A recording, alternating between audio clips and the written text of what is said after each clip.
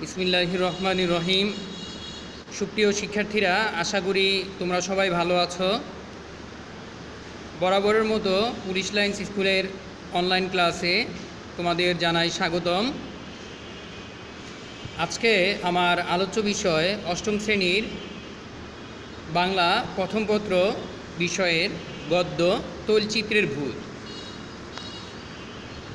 পূর্ববর্তী ক্লাসে আমি গদ্যটির কিছু অংশ আলোচনা করেছিলাম। আজকে বাকি অংশ আলোচনা করব। তোমরা সবাই মনোযোগ দিয়ে খেয়াল করবে। তৈলচিত্রের ভূত লিখেছেন মানিক বন্দ্যোপাধ্যায়। গত ক্লাসে যেখানে শেষ করেছিলাম আজকে ওইখান থেকে শুরু করব, তার পরবর্তী থেকে শুরু করব।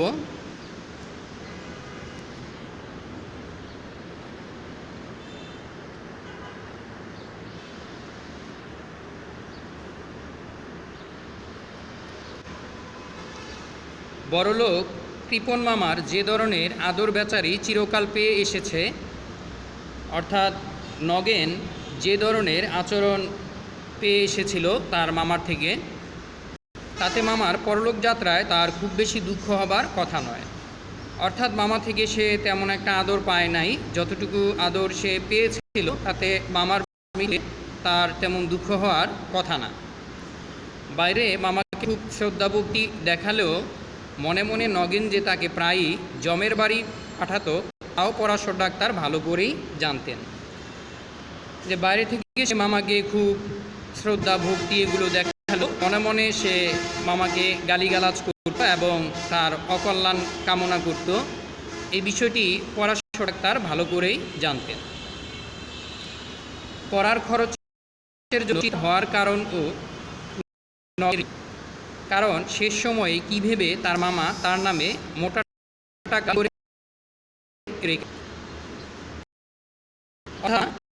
তার নিজের নামে তার ভাগিনা নগেনের নামে টাকা রেখে গেছেন। এই পড়াশোনার খরচ নিয়েও নগেনের কোনো দুশ্চিন্তা নেই।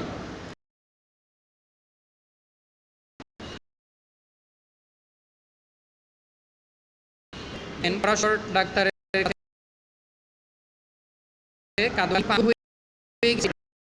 নগেন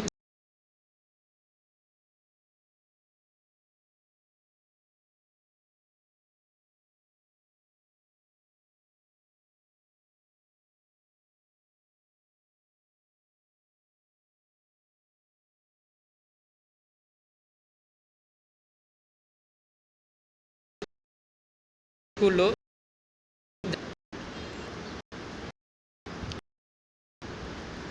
তবে দ্বিধাভরে খানিকক্ষণ চুপ করে থেকে হঠাৎ নগেন যেন মরিয়া জিজ্ঞাসা করে বসল, আচ্ছা ডাক্তার কাকা, প্রেতাতা মানে তো ভূত নেই?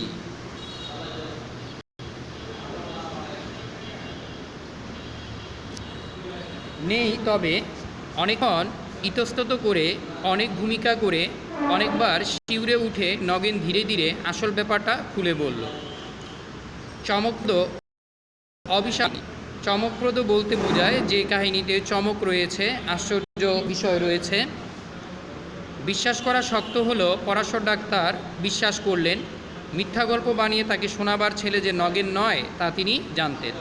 অর্থাৎ নগেন ভালো ছেলে, সে মিথ্যা গল্প বলার মতো ছেলে না, এ বিষয়টা পরাশর ডাক্তার ভালো করে জানেন।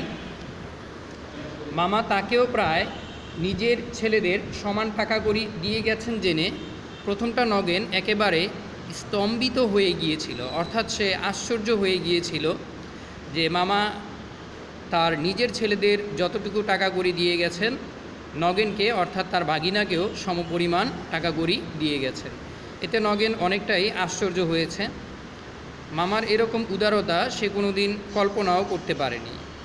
বাইরে যেমন ব্যবহার করে থাকুন, মামা তাকে নিজের ছেলেদের মতোই ভালোবাসতেন জেনে পরলোকগত মামার জন্য আন্তরিক শ্রদ্ধাভক্তিতে তার মন ভরে গেল। অর্থাৎ মামার মৃত্যুর পর নগেন বুঝতে পারল যে মামা বড়ই উদার ছিল।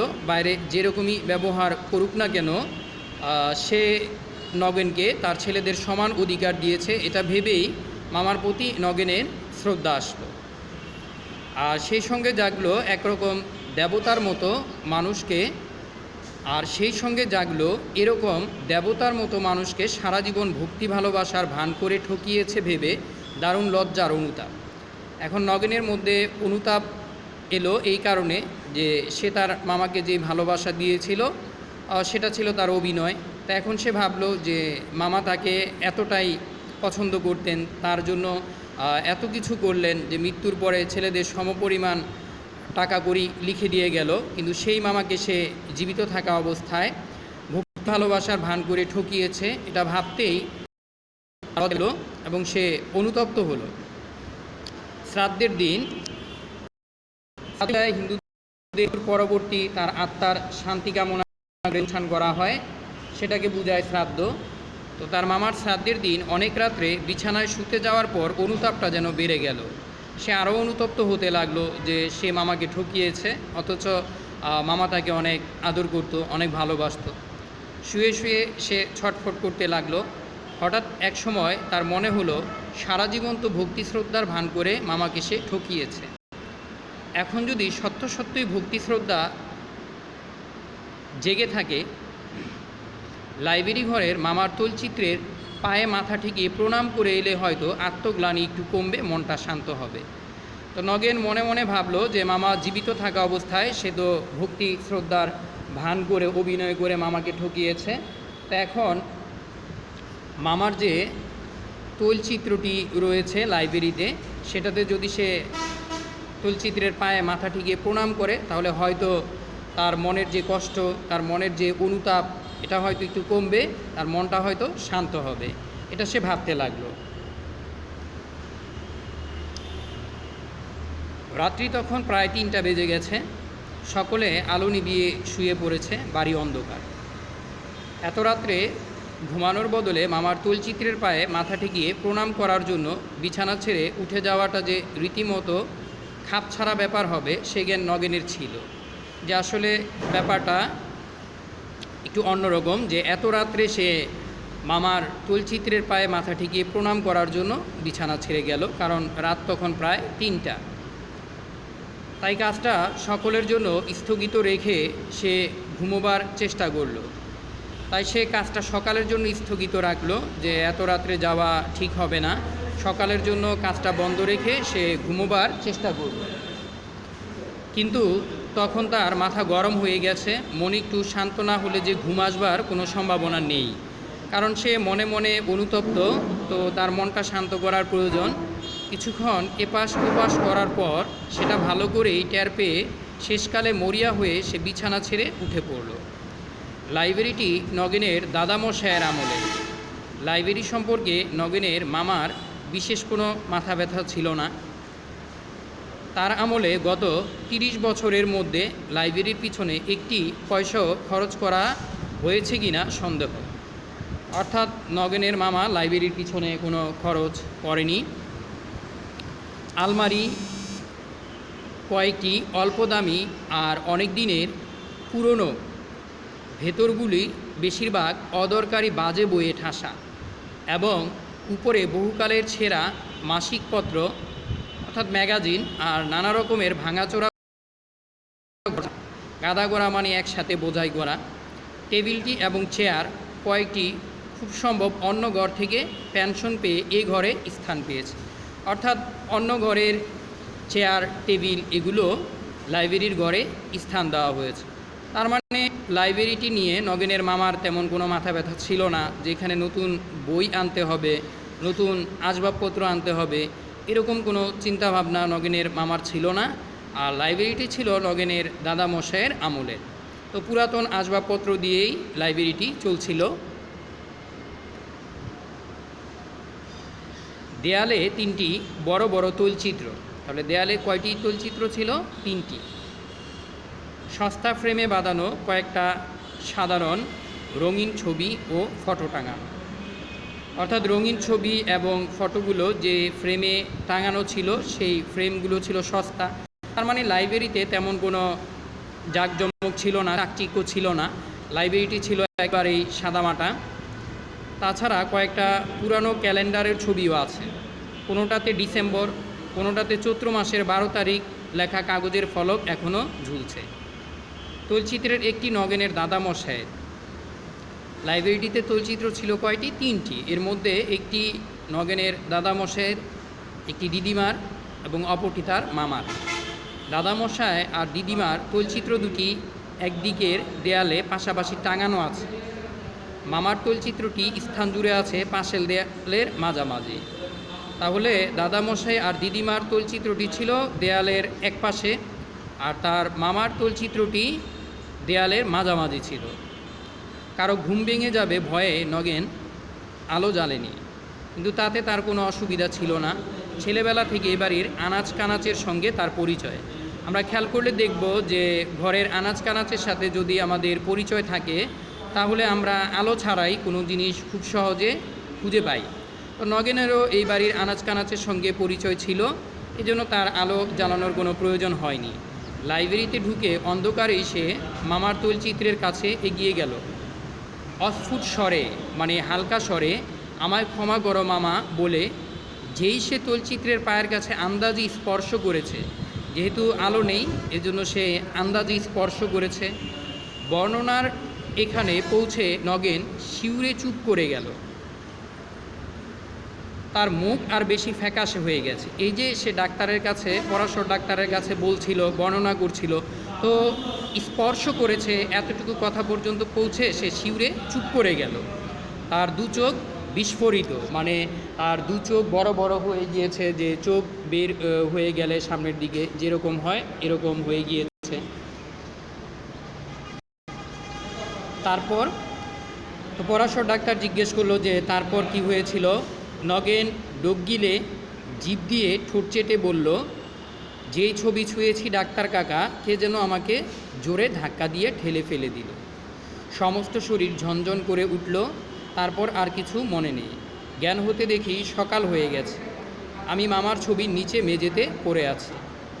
তো এইভাবেই নগেন পরাশর ডাক্তারের কাছে বর্ণনা দিল যে লাইব্রেরিতে গিয়ে তৈলচিত্র ছুঁয়ে প্রণাম করার পরবর্তীতে তার কি হয়েছিল। পরাশর ডাক্তার গম্ভীর মুখে জিজ্ঞাসা করলেন, তোমার আগে কোনো দিন ফিট হয়েছিলে নগেন? তো নগেনকে পরাশর ডাক্তার জিজ্ঞেস করলো যে তুমি কি আগে কখনো অজ্ঞান হয়ে গিয়েছিলে? নগেন মাথা নেড়ে বলল, ফিট না, কস্মিন কালেও আমার ফিট হয়নি। কস্মিন কালে বলতে বোঝানো হয়েছে যে কোনো দিনও, আমরা যেমন বলি যে না কখনো আমি এটা করিনি, কখনো এরকম হয়নি। তো নগেনও বলল যে না, কোনো সময়ই আমার এরকম হয়নি যে আমি কখনো অজ্ঞান হইনি, অর্থাৎ কোনো সময় বা কোনো কালে আমি অজ্ঞান হইনি। কস্মিন কালে শব্দটির অর্থ যে কোনো কালেই, মানে কখনো না। আপনি ভুল করেছেন ডাক্তার কাকা, এ ফিট নয়। মরলে তো মানুষ সব জানতে পারে, মামাও জানতে পেরেছেন। টাকার লোভে আমি মিথ্যা ভক্তি দেখাতাম, তাই ছবি ছোঁয়া মাত্র রাগে ঘেন্নায় আমাকে ধাক্কা দিয়ে সরিয়ে দিয়েছিলেন।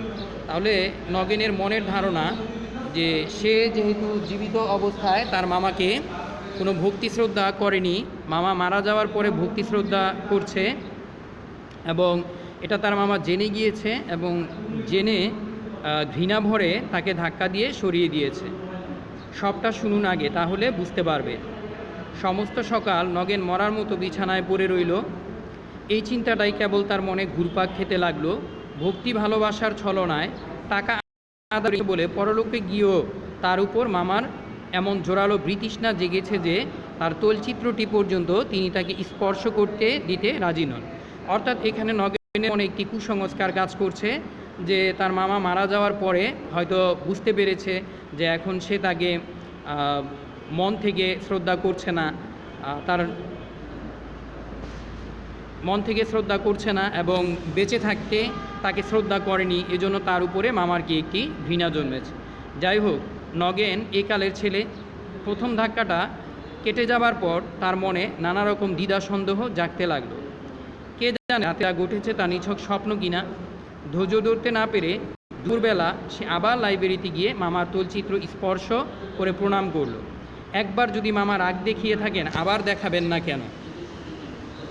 তো নগেন সম্পূর্ণ ঘটনাটি বোঝার জন্য সে আবার লাইব্রেরিতে গিয়ে মামার তৈলচিত্র স্পর্শ করল, যে একবার যদি মামা রাগ দেখিয়ে থাকেন তাহলে হয়তো দুপুরেও আবার রাগ দেখাবেন, এটা ভেবে সে আবার তৈলচিত্রটিকে স্পর্শ করার জন্য গিয়েছিল। এবার কিছুই ঘটলো না। শরীরটা অবশ্য খুব খারাপ হয়ে আছে। মেঝেতে ধাক্কা যেখানে লেগেছিল মাথার সেখানটা ফুলে টনটন করছে। এবং সকালে লাইব্রেরিতে মামার তৈলচিত্রের নিচে মেঝেতেই তার জ্ঞান হয়েছিল। কিন্তু এতে বড়জোর প্রমাণ হয় রাতে ঘুমের মধ্যেই হোক আর জাগ্রত অবস্থাতেই হোক লাইব্রেরিতে গিয়ে সে একটা আছাড় খেয়েছিল। নিজের তৈলচিত্রে ভর করে মামাই যে তাকে ধাক্কা দিয়েছিলেন তার কী প্রমাণ আছে? নগেন যেন স্বস্তির নিঃশ্বাস ফেলে বাঁচল, কিন্তু বেশিক্ষণ তার মনের শান্তি টিকল না। রাতে আলো নিভিয়ে বিছানায় শুয়ে হঠাৎ তার মনে পড়ে গেল তার তো ভুল হয়েছে। দিনের বেলা তাকে ধাক্কা দেওয়ার ক্ষমতা তো তার মামার এখন নেই। রাত্রি ছাড়া তার মামা তো এখন কিছুই করতে পারে না। কী সর্বনাশ! কারণ নগেন এখানে ভাবছে যে তার মামার প্রেতাত্মা বা ভূত তাকে ধাক্কা দিয়েছে। আর তার মনের একটা ধারণা কুসংস্কারের কারণে যে প্রেতাত্মা হয়তো রাতে শক্তিশালী হয়, এই জন্য তাকে ধাক্কা দিয়েছে। আর যখন সে দিনের বেলায় গেল তখন তাকে ধাক্কা দেয়নি। তার মানে সে মনে মনে ধারণা করলো যে এটা একটা প্রেতাত্মা। তো শিক্ষার্থীরা, তোমরা এতটুকু বাসায় ভালো করে খেয়াল করবে। আর তোমাদের হোমওয়ার্ক পরবর্তীতে গ্রুপে দেওয়া হবে। ধন্যবাদ সবাইকে।